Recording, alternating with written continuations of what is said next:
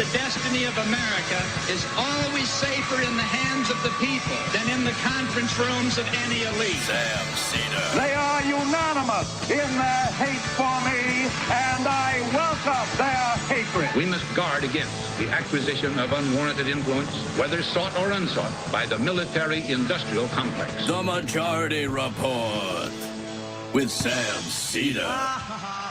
Ever get the feeling you've been cheated?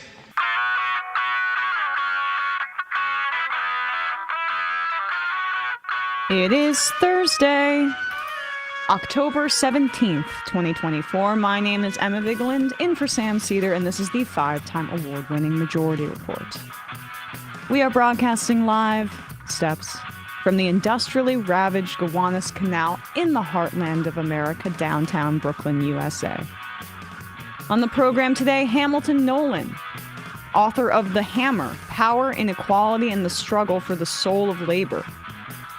Also on the program today, in a testy interview with Fox News, Bret Baier repeatedly interrupts Harris and spends 15 minutes on immigration fear-mongering and trans surgeries in prison. Sounds like the Texas senatorial debate.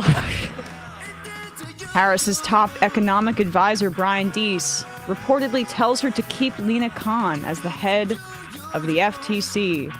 Great news, if, of course, she follows through. A new Quinnipiac poll shows Harris up by 2 points in North Carolina, the first major pollster to show a lead. I guess Mark Robinson's lawsuit against CNN isn't really changing the trajectory of that race. But in some other polls, a more narrow race shows up, specifically in Michigan. An alarming but predictable trend, given Harris's lack of distance from Biden on Gaza. Israel says it has killed Hamas leader Yahya Sinwar. Okay. 400,000 people in northern Gaza are still without food for over 2 weeks, as Israel's plan for a full-on siege of the north draws more concern from the White House. Politico reports that in an August meeting with aid groups about starvation in Gaza, a White House envoy told them Israel was too close of an ally to cut off arms. The Supreme Court upholds Biden's EPA rule that limits pollution from coal-fired power plants. That's quite good.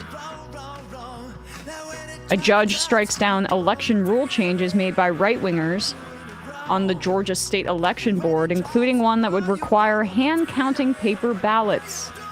Yeah, you can't just change election rules as the state election board. It has to go through the legislature.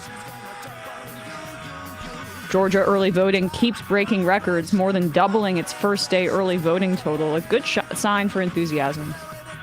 And Jimmy Carter, at age 100, got to vote for Kamala Harris. From hospice? Yeah.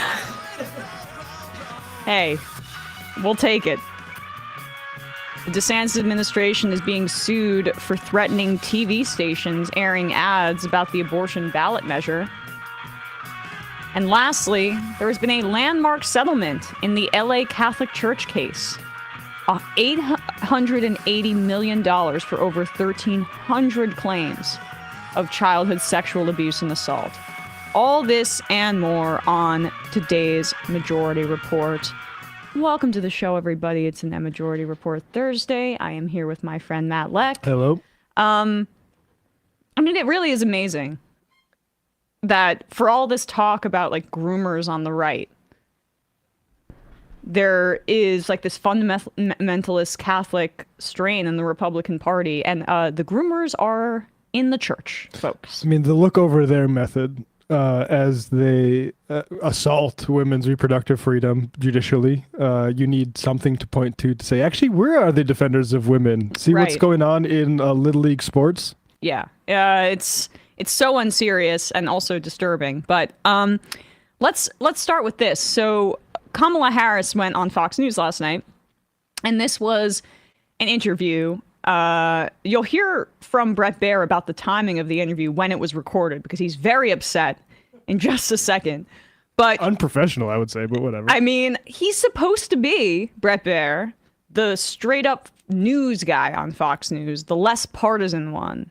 The one, he's not Sean Hannity or Jesse Waters. He's supposed to be an actual journalist. But throughout this interview, it's so clear how right-wing he is. The first 15 minutes were him repeatedly interrupting her, going like about immigration and acting like the country is under siege right now. And then when they had this tense back and forth about it, then he's like, okay, next big topic, trans surgeries in prisons.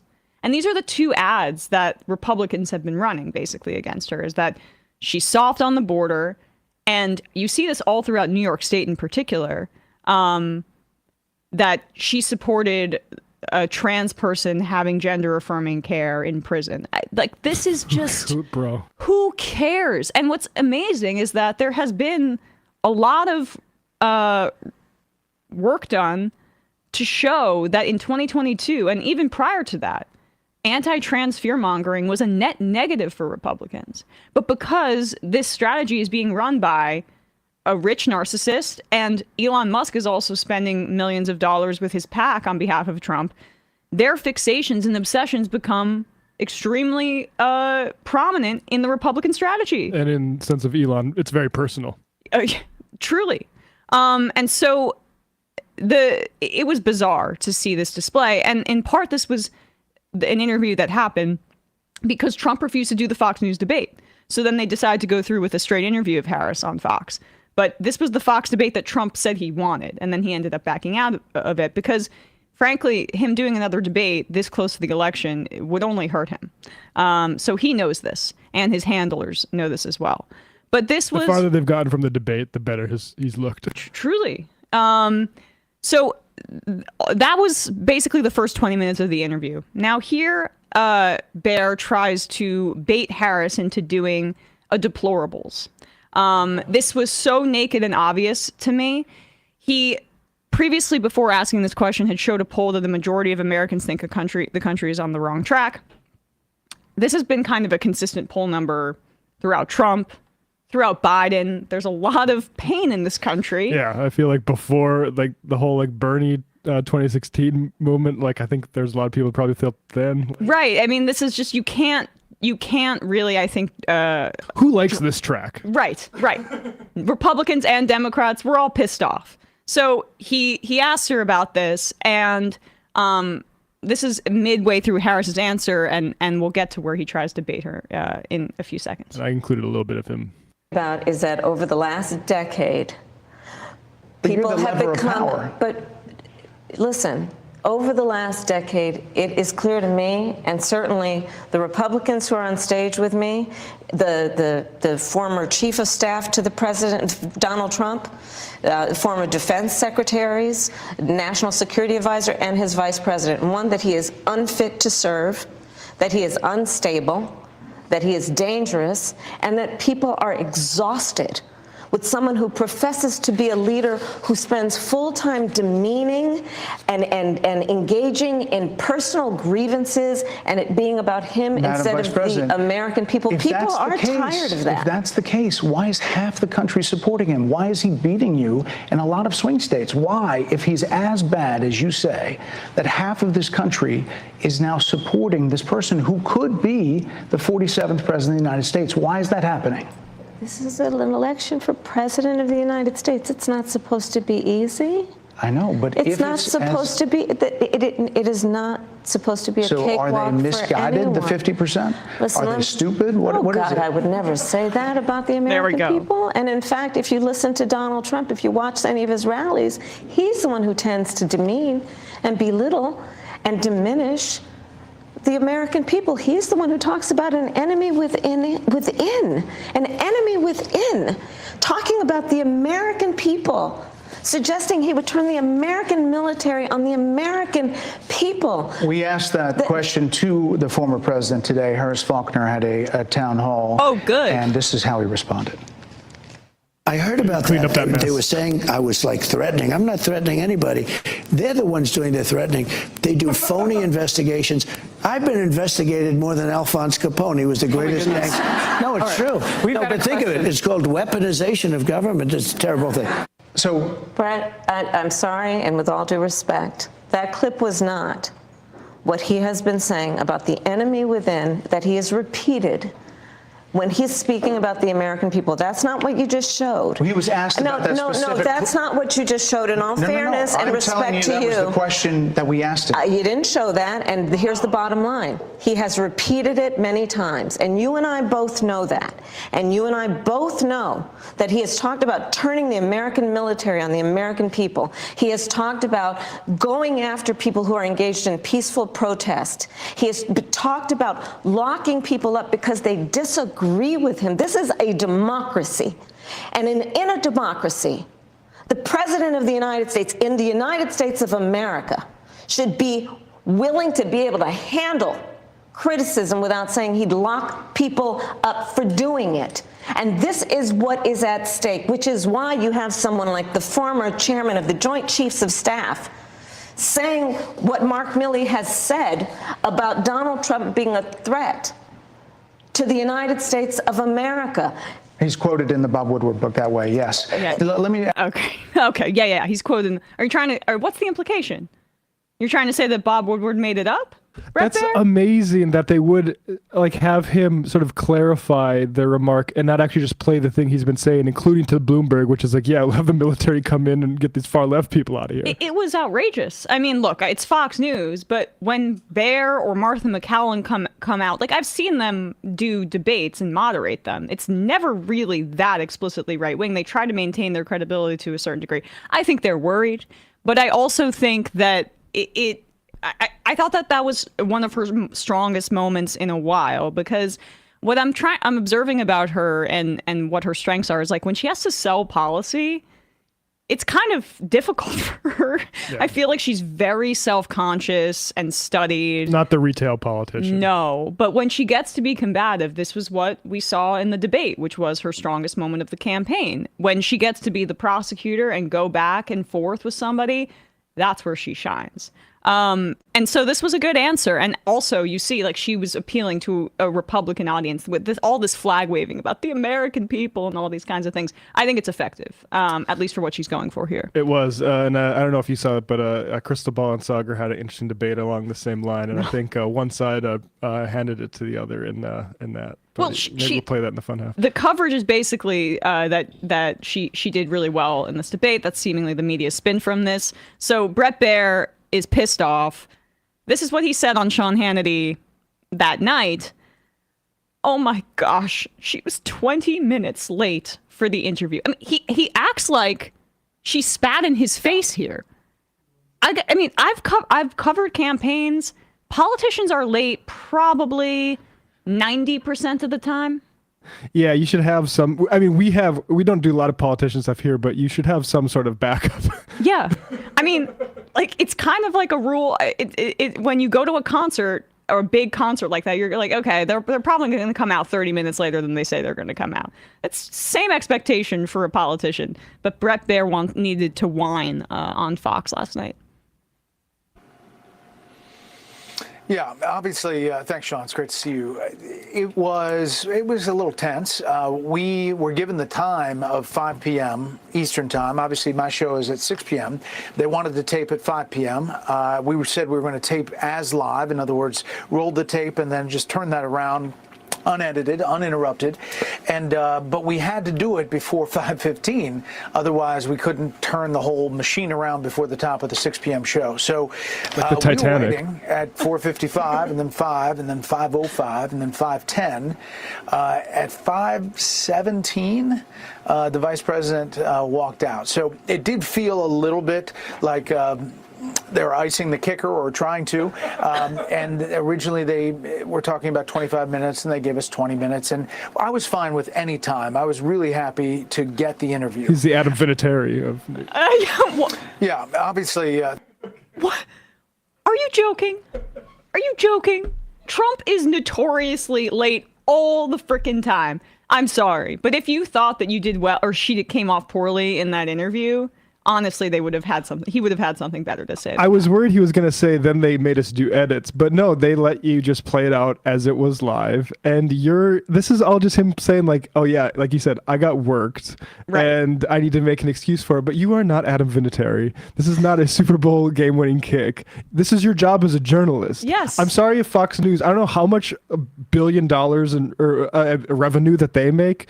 Turn the interview around, all right? We can do that. Left Reckoning, we often... Matt, wait, okay, so we'll do a pre-record in the morning. How long does it take for you to cut it up so that we can put it out for the show? You know, we're limited by the 8-core processor we have here and the video card, but probably 10 minutes, I would say, to export that.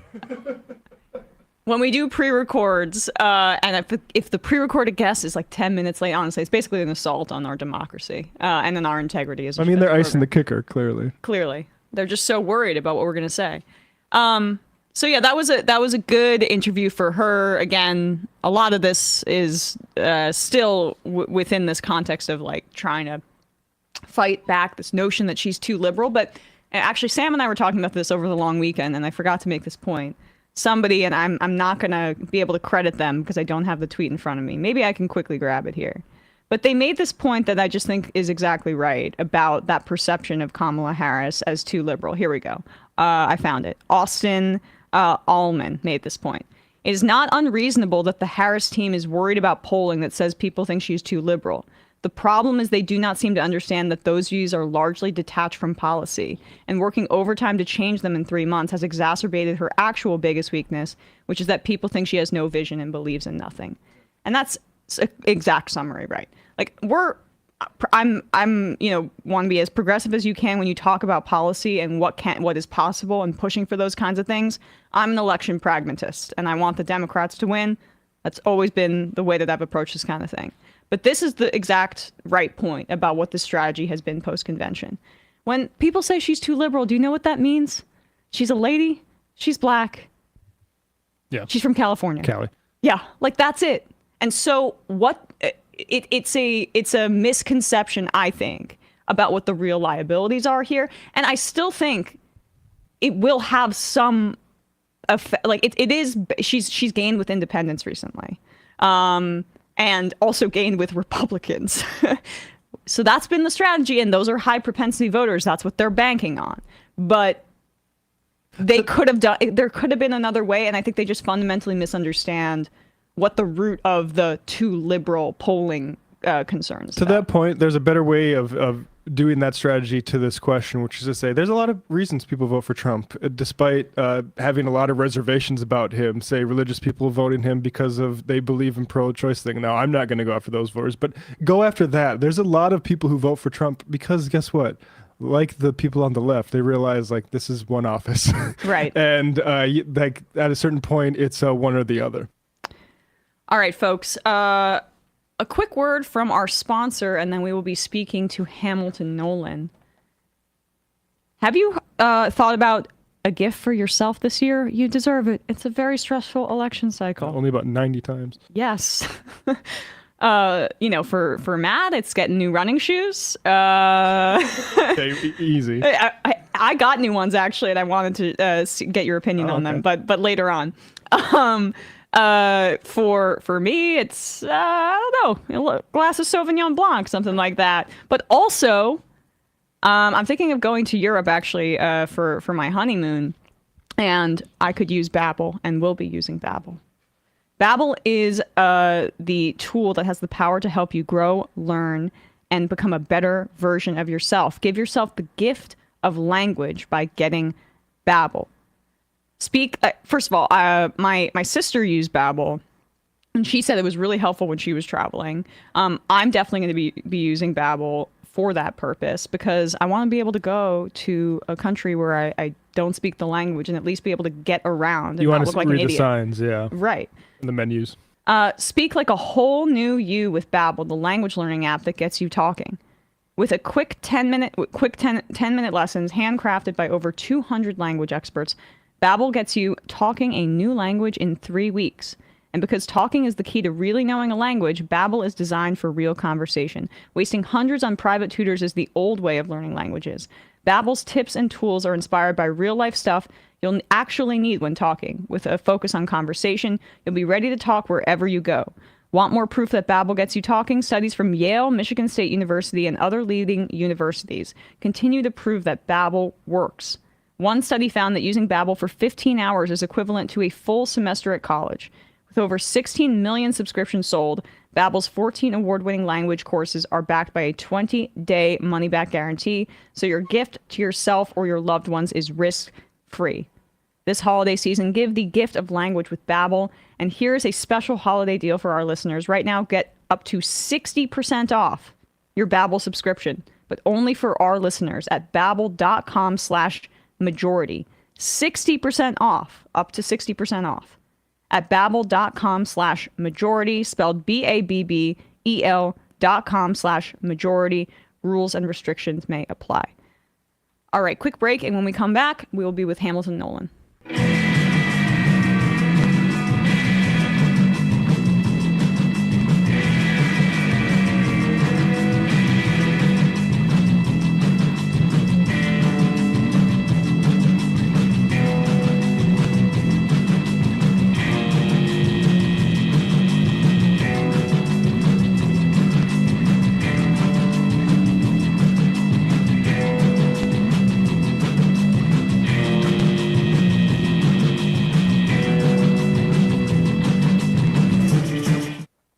We are back, and we are joined now by Hamilton Nolan, journalist, labor writer for In These Times, author of The Hammer, Power, Inequality, and the Struggle for the Soul of Labor. He also has a Substack called How Things Work. Hamilton, thanks so much for coming on the show today. Thanks for having me. So you write about how unions and the labor movement could be the best way to save American democracy. And I just love that framing and that thesis, because obviously we know that unions are incredibly important for, protecting workers, bargaining for fair wages, all that stuff. But so often I think our politics, as it relates to democracy, focus on election day, right?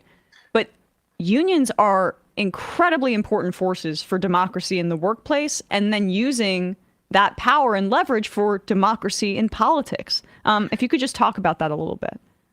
Yeah, we hear so much, especially during election season, about how important it is to save our democracy, defend our democracy, and if you think about the average person in America, when is the average person actually experiencing democracy in their day-to-day lives? You're born, you're in a family, that's not a democracy. You go to school, that's not a democracy. And you get a job, and your job is a dictatorship and not a democracy. And so the reality is, like, unions and being in a good, high quality labor union is one of the only places that people really get to experience the lived reality of being in a democratic organization and small d democracy. So unions are not just these things that have good economic effects for workers, which they are, but they're also kind of like training schools for the reality of democracy for regular people. And it's such an important experience. Being in a union shows people that democracy as a process can work, and shows them the possibility of democracy as a process. And that is one of the reasons why it's so important that we get millions more people into unions, because the fewer people that get to experience that, the fewer people, I think, actually believe in small d democracy as something that should be defended in the first place. And I guess compare the unionization and the labor movement and democracy with things like the Occupy movement. I think you mentioned that in your book, because there was a lot of really bad faith criticism about the Occupy movement being unfocused or not having demands. And that there's a kernel of truth to that, in the sense of, like, the labor movement, when we're combating economic inequality, has many more concrete goals and demands and achievable aims, right? Where I feel like there's a real contrast there when you're talking about those two movements and what's the most effective way to be democratic as it relates to the 99%. Yeah, I'm not a person who criticizes movements like Occupy. I think Occupy had an incredibly important effect, which was elevating the idea of inequality into the mainstream in America. And if that was the only thing that Occupy did, that was an incredible service. Right. I mean, there's movements and then there's institutions in society, and movements are things that are kinetic and they happen and they're actions and they're changing society. And then institutions are the things that are permanent and that, carry out the goals of the movement. And so the labor movement, if you think of it, kind of straddles that line between institution and movement. And it's really important that you have elements of both things, I think, in a healthy labor movement. You cannot lose the spark that movements have, like Occupy. What Occupy had was that energy, anger, and it channels that, and so you ideally want to channel that anger and energy into permanent institutions that can then exist and carry out the goals of the movement forever. And that's, what labor unions in America is the product of 100+ years of people striking and fighting and being shot and being evicted and all the sacrifices that working people in America made, to build those unions. Unions can become the permanent institutions, and then of course the danger on the other side is like, do you become so institutional that you lose the connection and the energy that the movement had and sort of fail to carry out your purpose? And that, I think, is a real danger for the labor movement today in terms of its existing institutions, at least. So in terms of the history of the labor movement, I guess we could talk about, union density in the 1950s as to versus where we are now. It's 1 in 3 workers, right? In 1950s, we're in a union, and it's not that today. So, we're in a much more friendly environment for labor under the Biden administration. I think that's been probably the greatest, that and antitrust has been the strengths of his presidency, but we still are not anywhere close to where we need to be in terms of union density. If you could just take us through some of that history.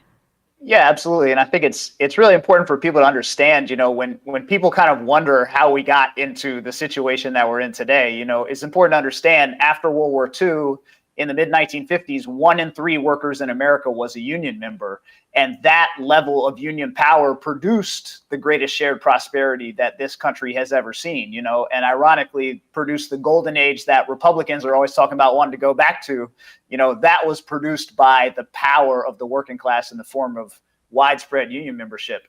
And today it's 1 in 10. 1 in 10 workers in America is a union member today, and only 6% in the private sector. And so that is an incredible scale of decline of union density over the second half of the 20th century and up to now, and I talk about union density a lot, and it's not a measurement that you hear people talk about a lot. It's not really on the news a lot. It doesn't get a lot of attention, but it's one of the best measurements of sort of the health of the working class, and I think of American society in general.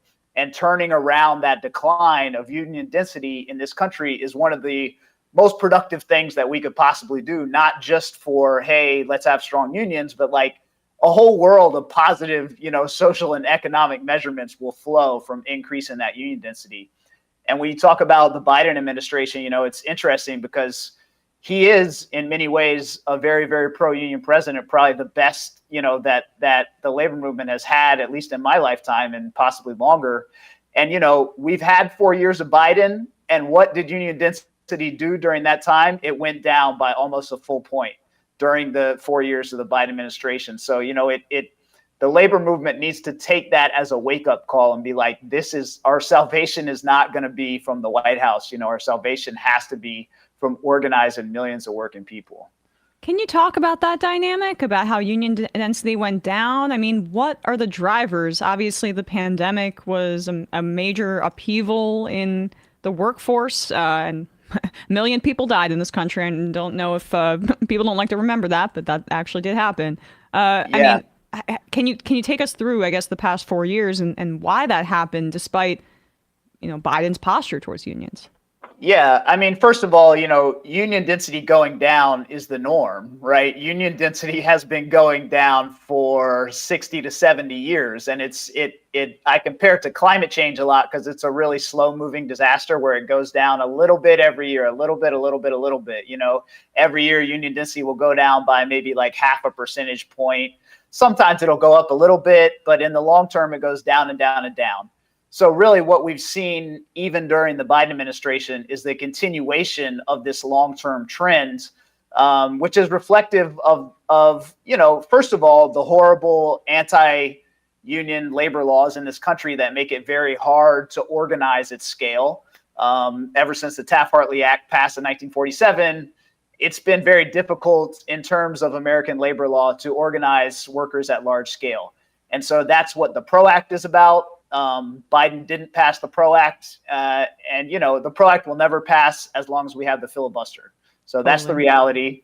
We can't, you know, so the labor movement has to say, in this context of the labor laws we have today, you know, how can we put more resources into organizing, into creating new union members at a level that will stop that decline of union density? And unfortunately, existing unions today don't necessarily prioritize new organizing. You know, it's hard. They work so hard on trying to win things for their existing members, which is, of course, important.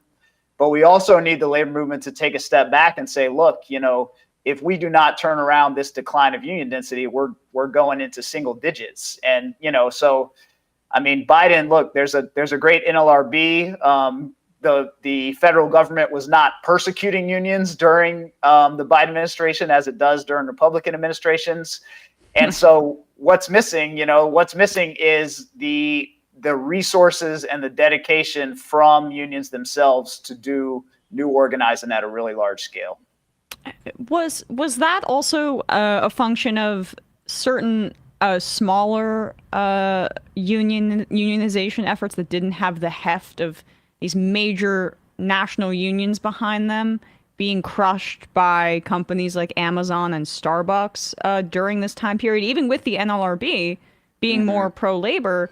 The problem is it's asymmetrical warfare. They don't give a shit if they get fined. They're just going to keep doing it because it's much more lucrative of them to violate labor law. To prevent unionization, and it just is that part of the system is broken. It's not punitive enough. Yeah, it's absolutely broken, and you know you hit it on the head, because it is actually rational for companies to break labor law in this country. You know, it is rational for companies to do illegal things and fire workers who try to organize and union bust in illegal ways, because the penalties are so weak. You know, in many cases, the penalties take years to be litigated, and then it's like you hang a notice in the break room, and that's what it is. So of course, all these companies are just going to break the law and persecute people and retaliate against workers. And so, you know, that is how the labor laws in this country are screwed up. And it is always going to be asymmetric warfare. And until we can get to the point politically where we can pass something like the PRO Act, which is always going to be filibustered by every Republican, because it's a meaningful reform of those kind of laws and establishing real penalties and making it work, you know, easier for unions to organize and easier for them to exercise strike power and other things. You know, we have to be realistic about where we are. If we can't reform the labor laws, then we have to operate in this environment. And that primarily means spending a shitload more money on organizing, because even in the bad set of labor laws that we have, you can still organize, you know, and you see a campaign like Starbucks, which was incredibly hard fought and took a lot of political will and took a lot of, you know, work from lots of organizers and a lot of workers, but, you know, they succeeded and they're going to get their contract eventually. And so it can be done, you know, we just have to do it. What do you make of some unions? I mean, obviously we saw with the Teamsters and their not kind of the non-endorsement and all that, and the controversy that engendered. But you know, I saw there was a Jacobin poll of within the context of the election that Harris has lost support in Pennsylvania, in particular among union members, and there was some criticism of that poll because it's also in Pennsylvania, union members are a lot whiter than in the other swing states. And so there's another factor there, in my view, that isn't necessarily, you know, the racism element. But it is true that the Democrats are trending in this direction of basically being so stratified in terms of their voter base and of like college educated versus non-college educated people, and it's that gap has widened every election cycle since the Obama coalition. That presents problems, and there's a chasm in between, the more pro-labor administrative stuff that the Democrats are doing and the voting bloc that they're courting. What does that mean for the labor movement?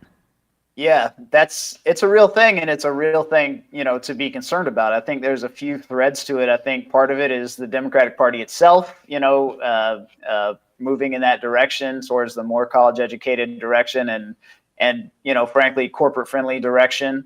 But of course, there's also the fact that you're just losing the support of working class people. And when you think about it from the perspective of union members, part of it, I think, is that, again, not to be a broken record, but we're not organizing new union members. And the portion of union members in America who are going to be the most attuned to the consequences of labor law and the consequences of policies are going to be those people who are trying to organize, and who are actively engaged in those fights.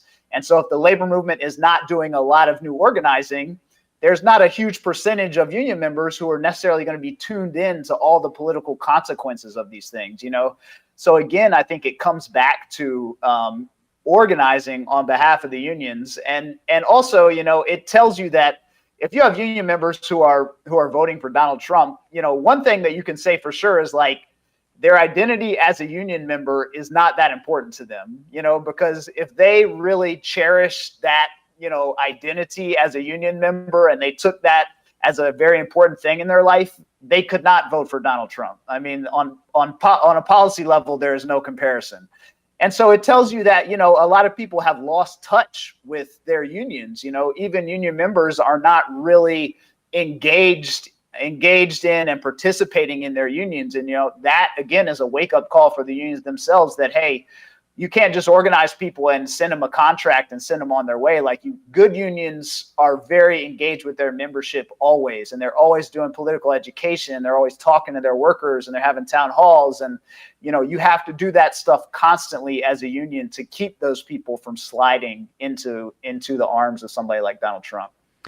Do you attribute that to the lack of union density? Like, it would be a more robust infrastructure to kind of draw people in to being a union member as like a driving political force for them if the unions were more robust? Yeah, I mean, look, if you hang out with a lot of union people, one thing you definitely see consistently is that the people who have newly organized their unions tend to be like the most excited and the most radical in some ways because they've just been through a fight. Everybody who has just organized a union has seen union busting up close. They've seen retaliation from the boss. You yourself at Gawker, right? I mean, yes, if you want to talk about that, feel free. I mean, we unionized Gawker, and the company went bankrupt and was sold out of bankruptcy to Univision, and they were a little bit worse of an owner. And then we got sold to a private equity firm that really hated the union and didn't want to negotiate and shut down my site, laid me off, and eventually those people who are still there had to go on strike. So, this is a common experience of people in all types of industries who unionize and take a seat at the table and suddenly, are engaged in this fight with the boss. And I really, I tell people on the left, on the political left, like, you want to teach people about like socialism and Marxism and these things. It's not about reading a book, let them go through a union campaign and let them try to negotiate a union contract at their job, and they will understand perfectly, class power and class war and all that stuff.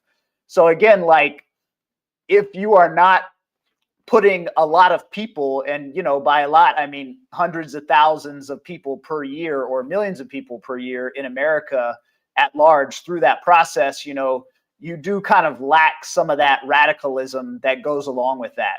And when you look at labor history, you go back 100 years, they were getting shot at with machine guns and stuff trying to get their unions. So that's a natural level of radicalism that you don't have to teach people out of book. They understand the class war up close and personal.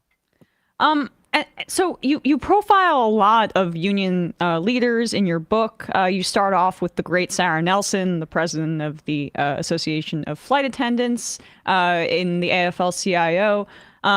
She's somebody we've long, admired here on the show, and has, I think she's been on the show, right? Sarah Nelson has been on the show. Either way, she's been, despite the fact that their section of the union, I think, is relatively small.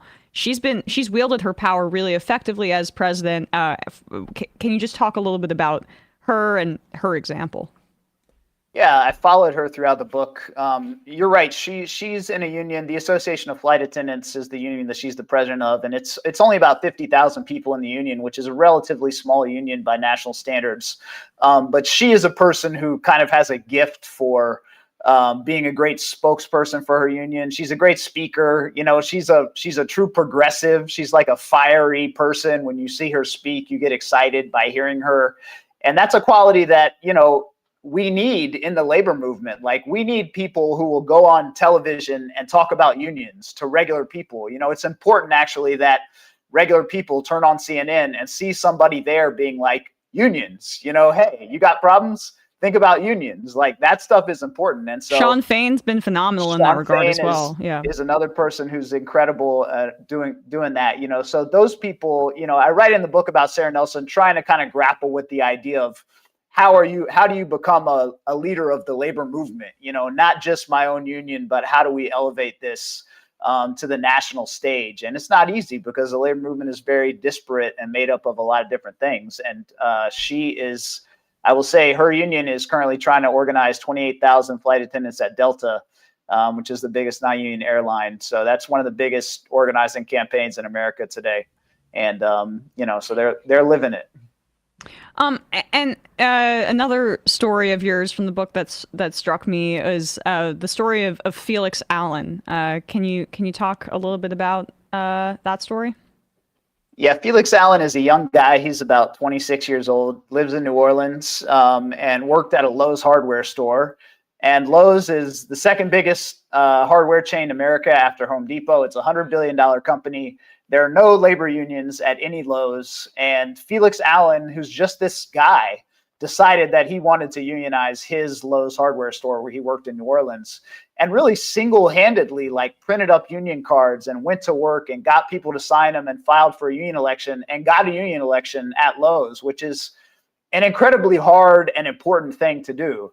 And I write about in the book, how once he did this, the corporate union busters came in and the anti-union teams came in and the team of lawyers came in and they sort of crushed this nascent union drive that he was doing, and how the labor movement didn't have our own team. The company will always send in a union busting team in that situation. And there was no pro-union team that could parachute in to help this young man succeed in this union election. So ultimately, he lost. But I think thinking about why we can't match the power of union busters is a really important thing that the labor movement has to grapple with. And, he's a great guy. When I went to New Orleans to do a book event, Felix Allen was going to come, but he ended up getting arrested that day at a Palestine protest. So that's the kind of guy he is. That was a question I wanted to get to later, but I guess since we're already there, to talk about how recently the unions have been demanding an arms embargo. Some people may be like, why do they care, right? But this is so important for the labor movement in terms of, as you say, the role in American democracy.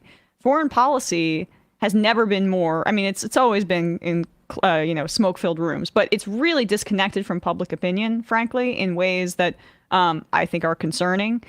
Obviously, the genocide in Gaza is one of the worst crimes in the history of humanity already, and so the fact that unions are using their power to make themselves clear on this front, what do you make of that? And can you explain to some people that may not see that connection why it's a key mechanism for labor to flex its power over? Yeah, I mean, if you think about the ideals of the labor movement and what it stands for, it's workers of the world unite. I mean, the kind of basic insight of the whole labor movement is like, we are all the same. All the workers of the world are the same, and solidarity is our power. We are powerful when we stand together, and we all have to look out for each other. That is the basic insight of the labor movement. And so when you see the workers of Palestine being killed and bombed and these huge injustices going on, I mean, they blew up the Labor Federation headquarters in Palestine, for Christ's sake.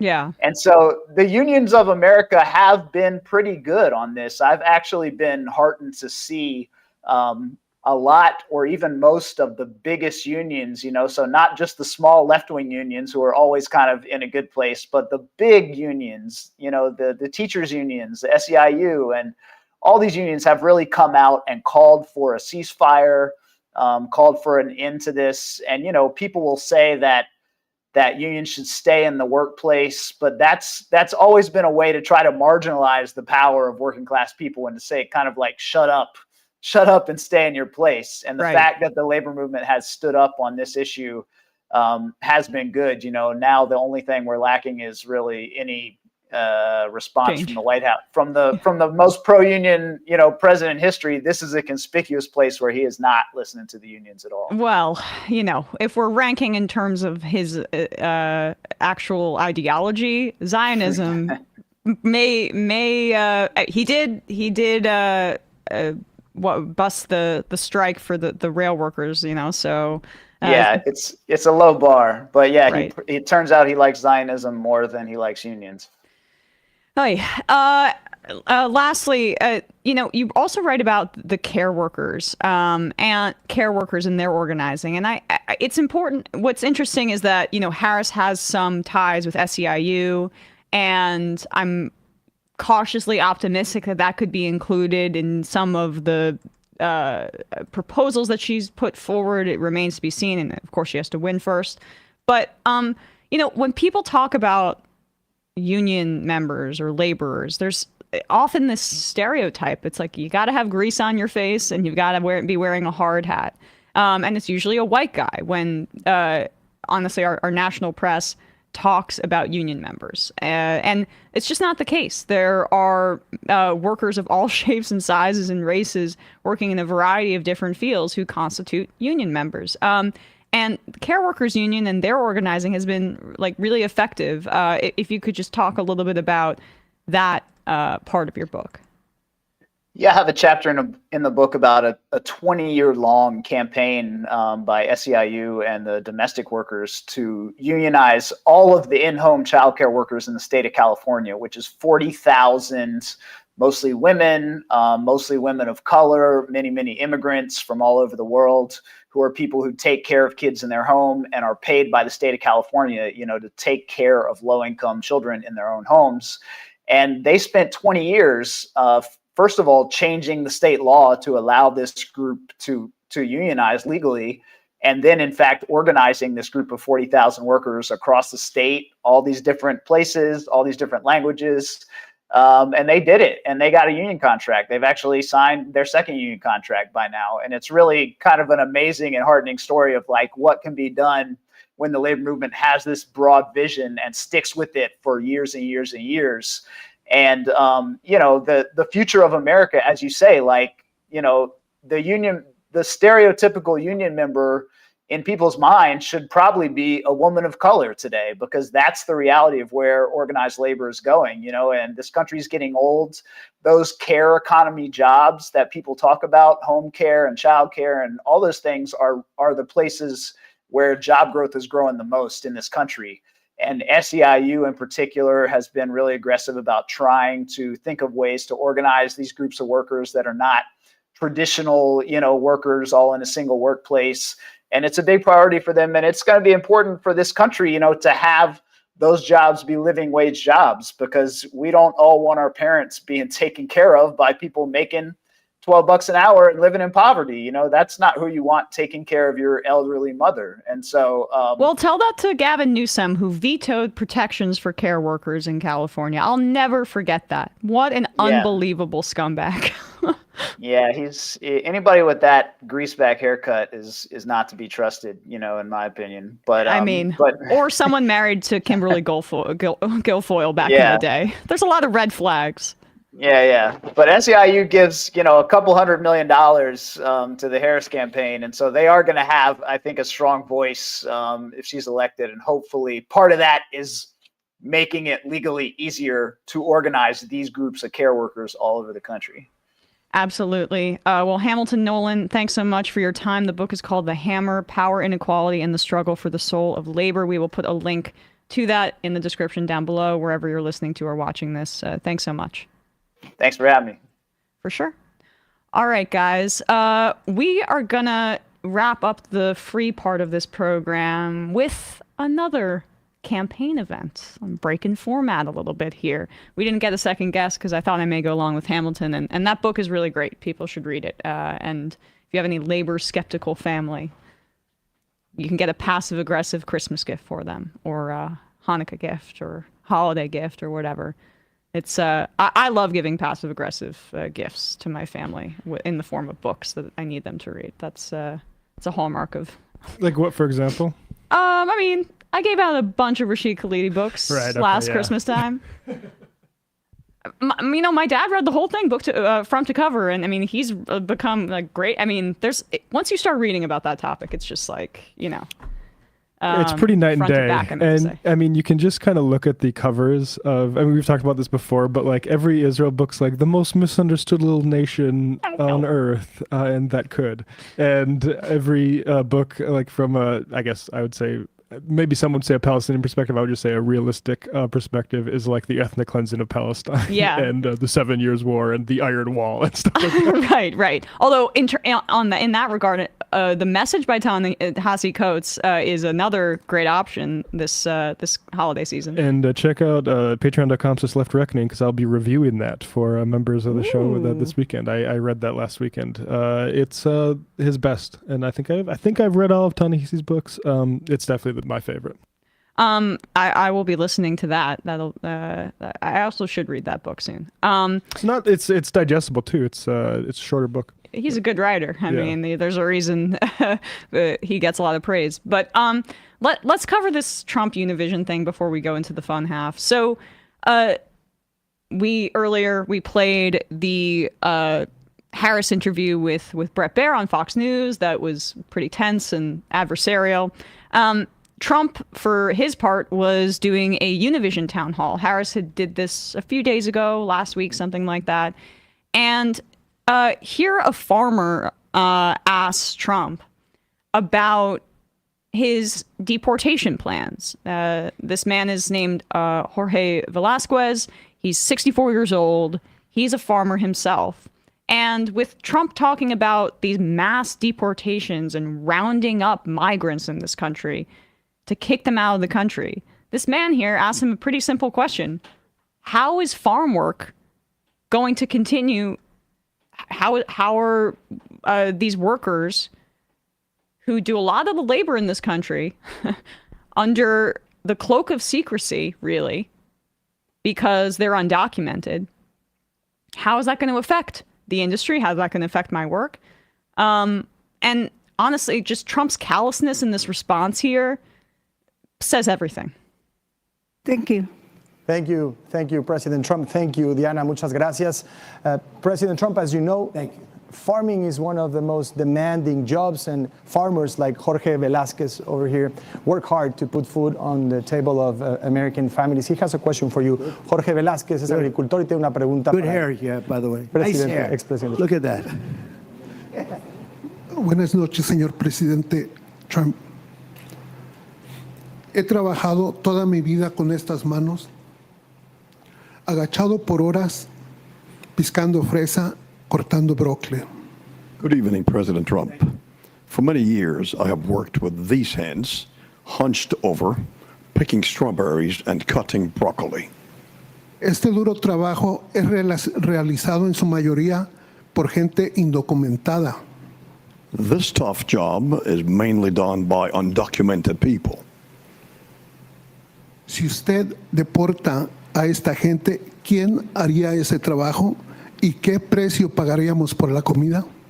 If you deport these people, who would do that job, and what price would we pay for food? Please. Finished, yes? Yes. So the problem we have is we had people coming in under my administration, and they were coming in legally. They were coming in through a system that we had, which was great, because I'm the best thing that ever happened to farmers. You know that. I was great. You know, farmers are doing very badly right now, very, very badly under this administration. Under my administration, farmers did very well.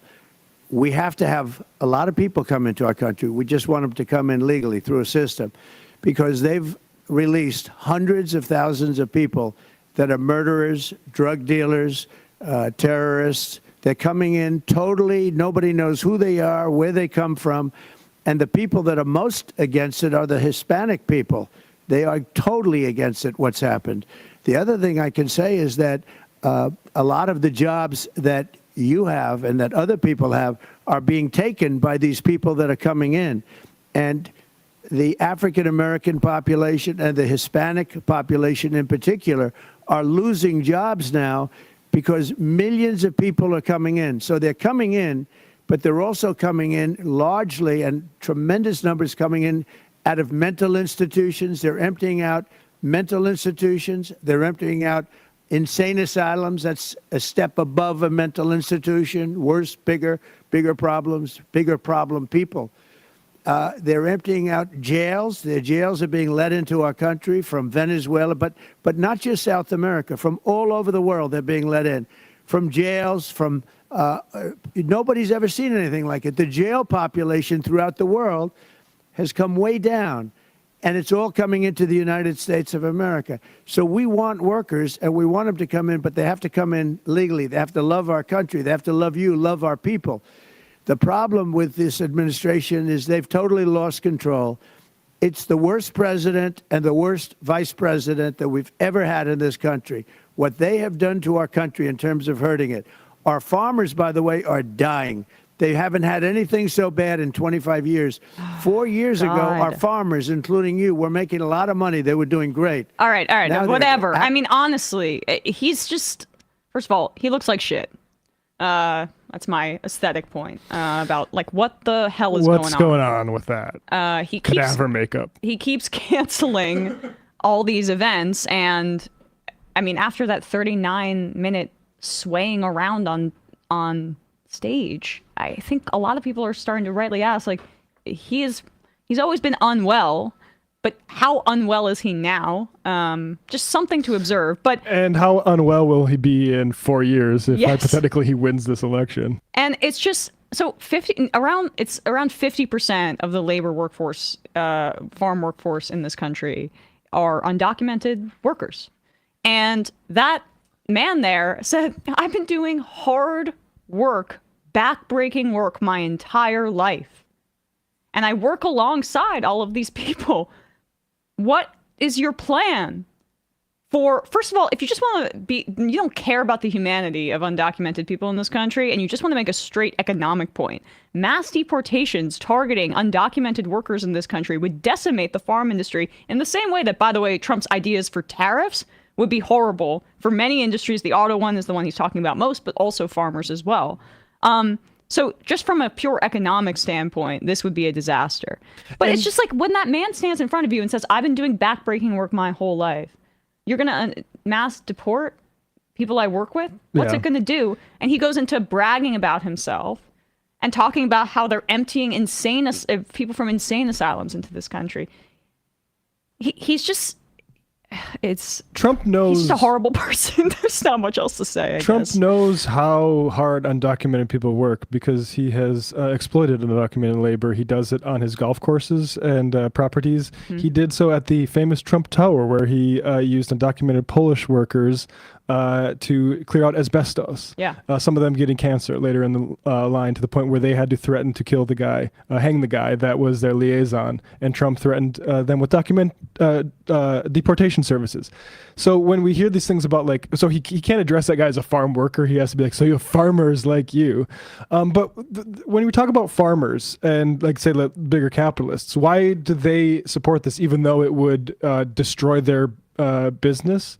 It's the same reason Trump does, because Trump also knows that he's not going to be able to trim the hedges at the Trump places without that. But it is useful to have something like ICE there, because if those workers start getting uppity and start saying, I'm demanding, say, like a day off or a water break, or I'm going to complain, it's like, well, we'll just get you the F out of here. That's what this is all about. So yeah, Trump can't speak to the worker because and look, there will be I think deportations if Trump wins, because and that will set the example that the rest of the capitalists want, which is like the ones that don't get deported, that are still being exploited by our capitalists.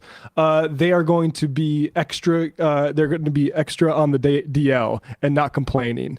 And that's what this is about. This is about labor, and this is not about protecting jobs for black people, because now all of a sudden the black people are going to go to South Dakota and help harvest corn or whatever. Like that's insincere, and anyone who thinks that Trump is sincere about like black jobs or Latino jobs, for instance, like we should be doing more as a federal government for communities impacted by large migration flows, and a large part of that is like border communities. Those are $100,000 jobs. Those don't come everywhere. The same reason like why police are popular among certain groups. It's like those are some of the best jobs for people without having gone through college, or for instance, like. This is a material issue. And you're exactly on point about this. We have so many layers of leverage that capitalists, bosses, use over their employees, and those are often the hardest institutions to break apart. I mean, the private health insurance industry is one of them. Health insurance and healthcare coming through your employment is a big piece of that as well. But our immigration system being broken, right? It's not broken for people who want to exploit their labor, because as Matt says, these are points of leverage. If you want to ask for more money, you want to ask for more money from me, I'm going to call ICE on your ass. Yep, exactly. You want to complain about the fact that your 14-year-old's hand got mangled in this like equipment that we're using to slice up meat at 4 a.m. in the morning, as he's working at 4 a.m. in the morning? You know, why don't I call ICE on your ass? Yep. That's exactly what this is. And it's so insincere, because they'll say like, because most Americans, and even the way they message us, like they're not racist, and they don't have the demographic anxiety that is really animating a lot of this too. And so like when you say like, a lot of them are criminals. Well, that's what they have to go to, because the actual numbers with regards to jobs and stuff are not clear at all. You can look at this very closely. There's been lots of studies on immigration and the effect that it has on the economy, and generally it's positive. And to the extent that there's any sort of undercutting, you know what the solution for that is labor protections and empowering labor. Exactly. So like it's not just keeping people out. So yeah, it's pretty wild. And again, it's shame on the Democrats, because this should be American. The fucking Statue of Liberty, I see it every time I go to Manhattan. Like immigration is a good thing for this country. We should stop causing, like when he mentions Venezuela, it's like, oh, I wonder what happened to Venezuela. For instance, like the number one export oil. Did we have anything to do with the collapse of that industry with like our policy? Or the Haitian migrants that he's targeted with his racist conspiracy Both theories. examples of American collective punishment. And then we're like, well, why are they coming here? Well, you break it, you buy it. And we are on the verge of other more a greater need for mass migration as a result of capitalism and American empire in the form of climate change. We will be seeing climate migration all across the world for this very reason. And the global south will be affected more than us in the north. And to your point, just to wrap this up about like his claim that these are criminals, the freaking Cato Institute did a fact check on his 13,000 murderers or whatever, and it's a lie that they're being unleashed from asylums and prisons. It is a lie. It's a lie, and he keeps repeating it. And so anyway, it just is like to see that guy ask him in earnest about the dignity of his work or his industry, and to have him respond like that. I mean, it's just a good example of who this dude is. And like, it's crazy. Like, and farmers like you, he didn't say he was a farmer. No. He said he was a farm worker. Really cool says the farm worker asked a totally legit question. If you deport undocumented workers, what will happen to food prices? I mean, that's a part of it. Yes. Black people will just I mean, it's the same thing with his tariff policy. It's nonsensical. Yeah. That's part of why, like, the business press is now more pro-Harris. And that's a part of, like, why he's losing ground on the numbers with the economy. And it's been clearly the campaign strategy. I don't know if that makes me feel great, but he's not moving away from this tariff thing. So, right. Well, yeah, the corporate imperative to like strengthen the deportation thing, like they've kind of already did it. like if I'm one of these companies, it's like we've done this for so long. How much before we can just exploit these workers again under the new regime that we've set up, where both parties are like, yeah, this is a huge crisis we got to solve. Exactly. All right, folks. With that, we are going to wrap up the first hour of this program and head into the fun half, where we will take your calls, read your IMs, all that good stuff. As a reminder, your support is what makes this show possible. Join themajority.report.com. Please support our show. Become a member and you can IM the show. I'll read your IMs. That's what we do here. All that good stuff. Matt, what's happening on Left Reckoning? Yeah, Left Reckoning, Sunday. I'm going to talk about Ta-Nehisi Coates' new book, which I read over the weekend. I think there's a lot interesting in it. I mean, particularly the Palestine stuff, which is very heavily, I think, influenced by Nur Erakat, who he cites. But overall, just a really, I think, important book, and one that it's interesting to hear him assess like sort of the case for reparations and how that got through the Atlantic editorial system. And he talks about being a young writer, and noticeably, the Atlantic editors didn't flag anything about the use of Israel as an example of great reparations, and he sort of contends with like realizing like, I was lied to. That's what he said to Ezra Klein. I was empowered to be at this major institution, but you can't just rely on that sort of thing. So it's fascinating. Yeah, that's interesting. I'm definitely going to read the book too. No ESPN this week because Bradley's out. On Monday, I think Matt is going to be guest hosting. Oh, yeah. I'm talking about 3 hours on NBA. Yes, we will talk about the NBA. We've been in NFL world for ESPN, but we'll have Matt on. It'll be a great time. And then Bradley's back for our regular Thursday OT show next week, but not this week. We're off this week. Do we have Brandon and Binder? I don't see either of them, so I'll put out the bat signal for them. They're late, just like Kamala Harris, disrespecting the institution of Fox. We have to turn this around. Oh, and Brandon, like clockwork, comes in. There he is. Hey, Brandon.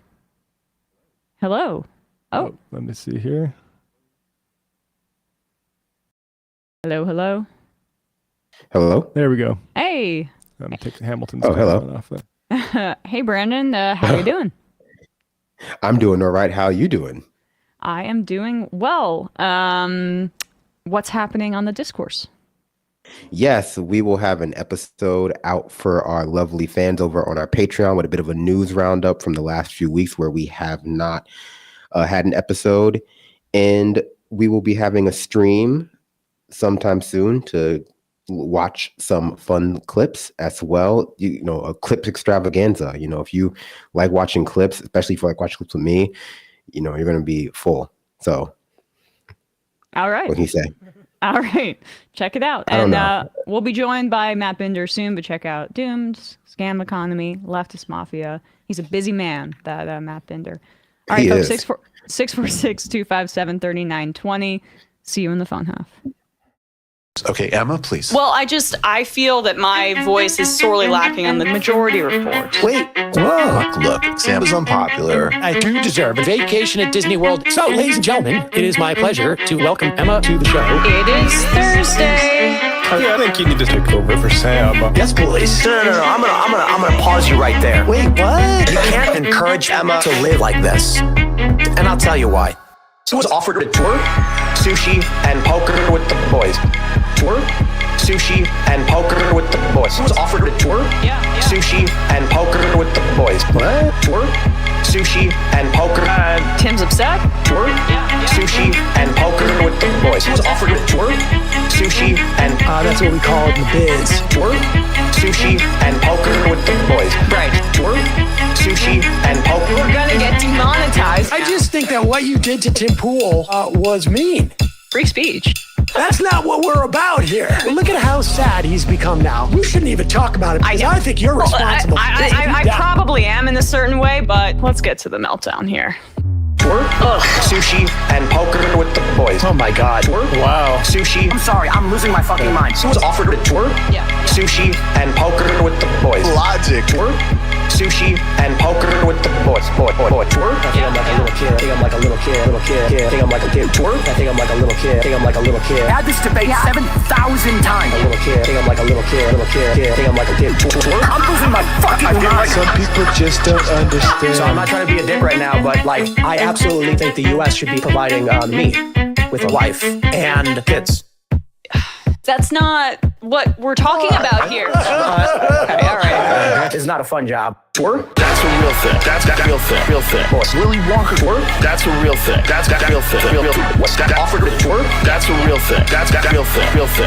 That's a real thing. That's real thing. Real thing. What's that offered a tour? Ladies and gentlemen, Joe Rogan has done it again. That offered a tour? That's a real thing. That's poker with the boys. I think he might be blowing it out of proportion. Real thing. That's poker with the boys. That offered a tour? That's a real thing. That's poker. Let's go, Joey.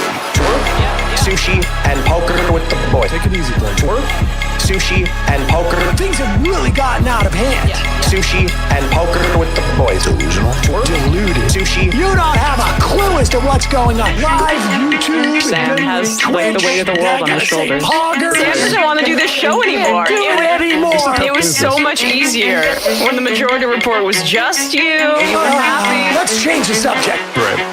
Rangers and Knicks, right? Now, shut up. You don't want people saying reckless things on your program. That's one of the most difficult parts about this show. This is a pro-killing podcast. I'm thinking maybe it's time we bury the hatchet. Left is best. Violet tour. Don't be foolish and don't fucking tweet at me and don't bitch.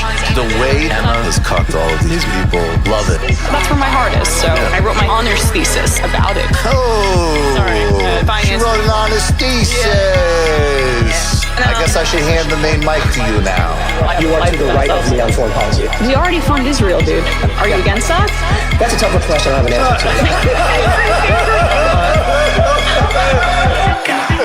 answer to. Incredible theme song. Hi, Bumbler. Emma Vigeland, absolutely one of my favorite people. Actually, not just in the game, like period.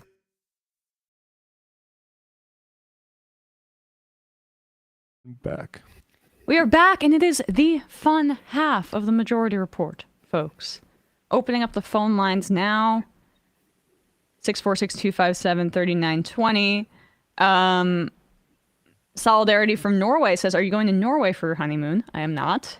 I've actually, but you could go to see the Vigeland Park in Oslo. I don't buy that you're Finnish, by the way. I am both Norwegian and Finnish. I know that there is a Vigeland Park in Oslo. My cousins have been.